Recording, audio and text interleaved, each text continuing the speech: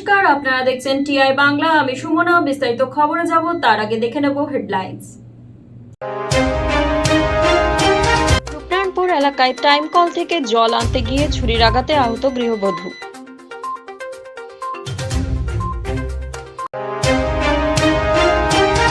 সোনাদানা নয়, বাড়ির gas cylinder চুরি করতে গিয়ে হাতে নাতে ধরা পড়ল এক ব্যক্তি।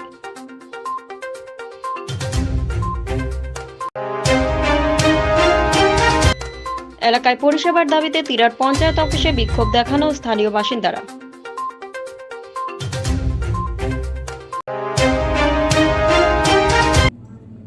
টাইম কল থেকে জল আনতে গিয়ে ছুরির আঘাতে মৃত্যুর মুখে গৃহবধূ। এই ঘটনাটি ঘটে বৃহস্পতিবার প্রায় সকাল 8টা নাগাদ রূপনারায়ণপুরের বিবেকানন্দ পল্লীতে। আহত গৃহবধূকে চিকিৎসার জন্য প্রথমে দুর্গাপুরে, পরে কলকাতায় নিয়ে যাওয়া হয়। অভিযুক্ত ব্যক্তি নিজে গিয়ে ফাঁড়িতে আত্মসমর্পণ করেন। পিএইচই লাইন কল থেকে জল আনতে গিয়ে ছুরির আঘাতে মৃত্যুর মুখে এক গৃহবধূ। মর্মান্তিক এই ঘটনা ঘটে বৃহস্পতিবার প্রায় সকাল 8টা নাগাদ রূপনারায়ণপুর বিবেকানন্দ পল্লীতে। ঘটনার প্রসঙ্গে জানা যায়, বিবেকানন্দ পল্লীর কাছে কালী মন্দির সংলগ্ন পিএইচই লাইন কল থেকে জল নিতে গিয়েছিলেন গৃহবধূ অনিতা সাউ।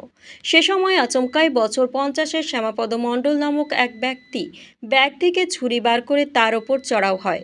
অনিতা সাউকে আক্রমণ করে, তার মাথা, নাক, মুখ, গলা, ঘাড়ে এলোপাথারি ছুরির কোপ মারতে থাকে। আক্রমণের চোটে সেখানেই অনিতা সাউ রক্তাক্ত অবস্থায় লুটিয়ে পড়েন। আক্রমণকারী শ্যামাপদ মণ্ডলকে আটকাতে গেলে স্থানীয় বাসিন্দা মৃণাল কুণ্ডুর হাতে গুরুতর আঘাত লাগে। অবশেষে আক্রমণকারী শ্যামাপদ মণ্ডল নিজেই গিয়ে রূপনারায়ণ ফাঁড়িতে হাজির হয় এবং পুলিশকে বলে সে একজনকে ছুরি মেরে খুন করে এসেছে। মারাত্মক ঘটনায় স্থানীয় মানুষজন ব্যাপক ক্ষুব্ধ হয়ে ওঠেন। তবে প্রাথমিকভাবে তারা অনিতা সাউকে উদ্ধার করে প্রাথমিক চিকিৎসার জন্য দুর্গাপুর বেসরকারি এক হাসপাতালে নিয়ে যায়। তারপর সেখান থেকে কলকাতায় স্থানান্তরিত করা হয় বলেই জানা যায়। রূপনারায়ণপুর ফাঁড়ির পুলিশ আক্রমণকারী শ্যামাপদ মণ্ডলকে গ্রেপ্তার করে।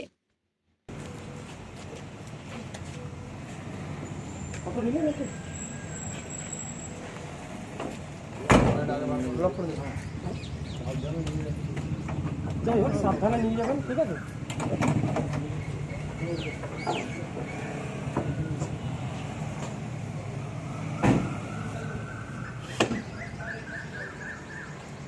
কি ঘটনা হয়েছিল একটু বলুন। মানে যার ঘটনাটা ঘটেছে উনি জল ভরতে যাচ্ছিলেন টাইম কলে গিয়ে মানে দাঁড়িয়েছে, আর একজন পাশের বাড়ির একটা ছেলে, ওর নাম বাপি মন্ডল টাইপের, ঠিক আছে? ও গিয়ে মানে হাতে ছুরি, মানে ওর ছেলেই সাইকেলে করে যাচ্ছিল, আর ওখানে নেমেই গলা ধরে ছুরিতে করে হাত, মানে নাক কান সব কেটে দিয়েছে।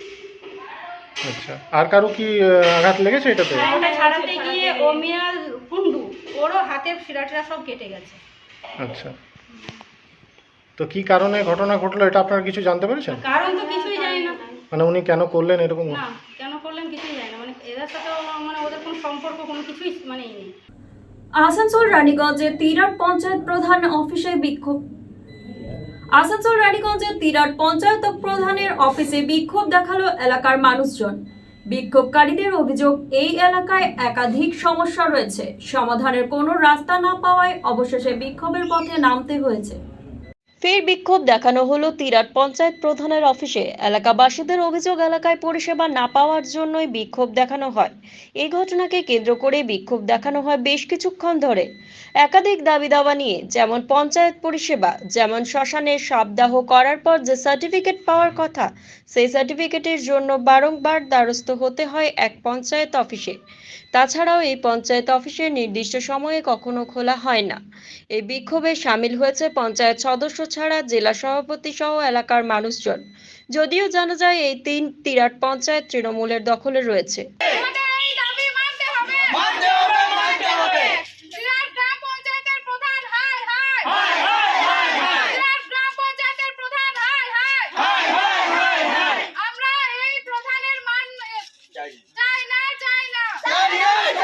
কেউ বার্নিং দেবে না, এও জিজ্ঞেস করুন, এও 7 দিন ধরে ঘুরে গেছে। এই বারবার করে না দেওয়ার কারণটা কি? না দেওয়ার মধ্যে জেল্লাসি, তৃণমূল কংগ্রেস ওখানে লিড দেয়, বরাবর বুকে সিনার ঠুকেট লিড দেয়, সবাই তৃণমূলে ভোট দেয়।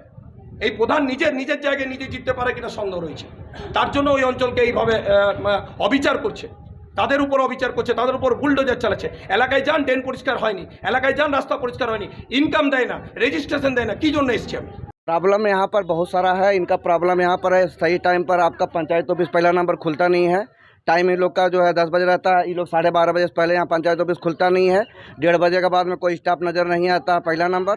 दूसरा नंबर, यहाँ पर रेसिडेंशियल आपको टाइम पर नहीं मिलेगा, तो आपका इनकम सर्टिफिकेट टाइम पे नहीं मिलेगा। बर्निंग सर्टिफिकेट के लिए कल से हम लोग का झमेला था। आपका इलेक्शन ख़त्म हुआ, उसके बाद में हम लोग को 5-7 दिन से बोला जा रहा है कि बर्निंग सर्टिफिकेट मिलेगा। उसका इलेक्शन जब आपका ख़त्म होने के बाद में उस दिन प्रधान से 2 दिन पहले हम लोग से बात हुआ, ठीक है, उन्होंने कल टाइम दिए थे कि आप 1:30 बजे आइएगा, 1:30 बजे आके बर्निंग सर्टिफिकेट लीजिएगा। कल हम लोग 1:30 बजे आए, यहाँ पूरा पंचायत ऑफिस ताला बंद किया हुआ था। সোনাদানা চুরি নয়, এবার গ্যাসের সিলিন্ডার চুরি করতে গিয়ে হাতে নাতে ধরা পড়ল এক ব্যক্তি। এই ঘটনায় এলাকায় চাঞ্চল্য ছড়িয়েছে। ঘটনাস্থলে পুলিশ পৌঁছে তাকে আটক করে। বাড়ি থেকে সোনাদানা বা দামি জিনিসপত্র নয়, বাড়ির গ্যাস সিলিন্ডার চুরি করতে গিয়ে হাতে নাতে ধরা পড়ল এক ব্যক্তি। ঘটনাটি ঘটে হীরাপুর থানার অন্তর্গত নতুনদিঘি গ্রামে। জানা যায় ওই এলাকার একটি বাড়ির সদস্য সব বাইরে রেখেছিলেন। সে সুযোগ বুঝে এক ব্যক্তি ওই বাড়ির গ্যাস সিলিন্ডার নিয়ে পালানোর চেষ্টা করে, কিন্তু হাতে নাতেই ধরা পড়ে যায় এলাকাবাসীদের হাতে। খবর দেওয়া হয় পুলিশকে। ঘটনাস্থলে হীরাপুর থানার পুলিশ পৌঁছে অভিযুক্ত ব্যক্তিকে আটক করে নিয়ে যায়। এই ঘটনাকে কেন্দ্র করে এলাকায় চাঞ্চল্য ছড়িয়ে পড়ে।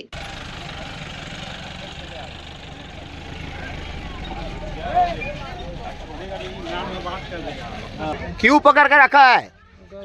हाँ? गैस सिलेंडर चोरी कर रहा था। क्या कर रहा था बोलो फिर से, बोलो क्या क्या तुम क्या किया? हम पत्ता खाते हैं, पत्ता के लिए हम गैस सिलेंडर चोरी करके भाग रहे थे। तुम्हारा नाम क्या है? एमडी साजन। আমি বাড়ি থেকে বেরোচ্ছিলাম গাড়ি নিয়ে, যে যা তখন দেখছি কাকিমারা দৌড়াচ্ছে। আমি জিজ্ঞেস করলাম, বলছি গ্যাস সিলিন্ডার চুরি করে নিয়ে পড়েছে, বলছে ঠেলাওয়ালাকে ধর। আমি বাইক নিয়ে গেলাম ওকে ধরার জন্য। তো যখন গাড়ির মানে ঠেলা আগে যখন আমাকে বাইকটা রাখি, ওকে বললাম দাঁড়া ভাই কী করছিস, ওরা ডাকছে কেন? তো তখন ও ঠেলাতে নেমে পুরো দৌড়। তো দৌড় ওর পেছন দৌড় আমি 2-4 কাঁচা খেয়েছি, ওকে ধরেছি কোনো। পথচলিত মানুষদের গরমের হাত থেকে কিছুটা হলেও স্বস্তির দিতে ঠান্ডা পানীয় জল খাওয়ানোর উদ্যোগ নিল পশ্চিম বর্ধমান একতা ওয়েলফেয়ার সোসাইটির সদস্যরা। এই উদ্যোগে খুশি এলাকার মানুষজন। তীব্র দাবদাহের হাত থেকে রক্ষা পেতে পথচলিত মানুষের মধ্যে ঠান্ডা পানীয় জল বিতরণ করলেন পশ্চিম বর্ধমানের একতা ওয়েলফেয়ার সোসাইটি। এদিন আসানসোল পৌর নিগমের 58 নম্বর ওয়ার্ডের ধেমোমেন কলিয়ারি এলাকায় ঠান্ডা পানীয় জল বিতরণ করার উদ্যোগে পশ্চিম বর্ধমান একতা ওয়েলফেয়ার সোসাইটির সদস্যরা, যেখানে উপস্থিত ছিলেন এলাকার বিশিষ্ট সমাজসেবী রোহিত ননিয়া সহ অনেকেই। পথ চলতি বহু মানুষের মধ্যে ঠান্ডা পানীয় জল বিতরণ করা হয়। উদ্যোক্তাদের বক্তব্য, এই শিবির তাদের 6ষ্ঠ বছরে পড়ল। শিবিরকে কেন্দ্র করে বহু মানুষের উপস্থিতি লক্ষ্য করা যায়।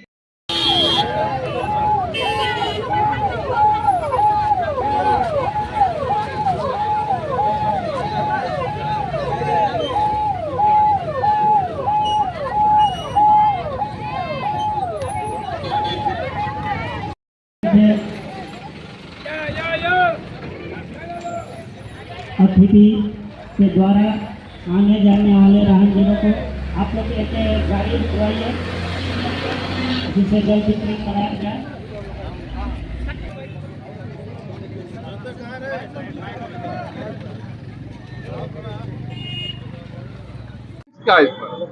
प्लीज देखिए, माने जो बाजार में जो चल रहा है, आवाज़ उठ रहा है, अच्छा काम हो रहा है, इसका लेकर के लग रहा है कि एक रोहित नुनिया नहीं है, ये हमारा पूरा कुल्टी में रोहित नुनिया भर गया है।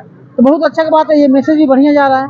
और जो हम लोग का आज 6ठा शिविर कैंप पानी का जो लगा है इस गर्मी में, ये इसमें आप लोग का जितने भी हमारे मीडिया भाई की तरफ से है, जितने भी क्लब है, जितने भी जात पात है, जितने भी हमारे मुस्लिम, हिंदू, बंगाली, बिहारी, सभी सिख ईसाई जितना भी इसमें साथ दिए हैं, हमारे महिला समिति जितना भी महिला जो लड़की लोग, बच्ची लोग है, महिला दीदी लोग जो है दिन रात एक कर रही है इस मतलब सफल बनाने के लिए, इस वेलफेयर पश्चिम बर्धमान वेलफेयर एकता सोसाइटी को सफल बनाने के लिए दिन रात मेहनत कर रही है।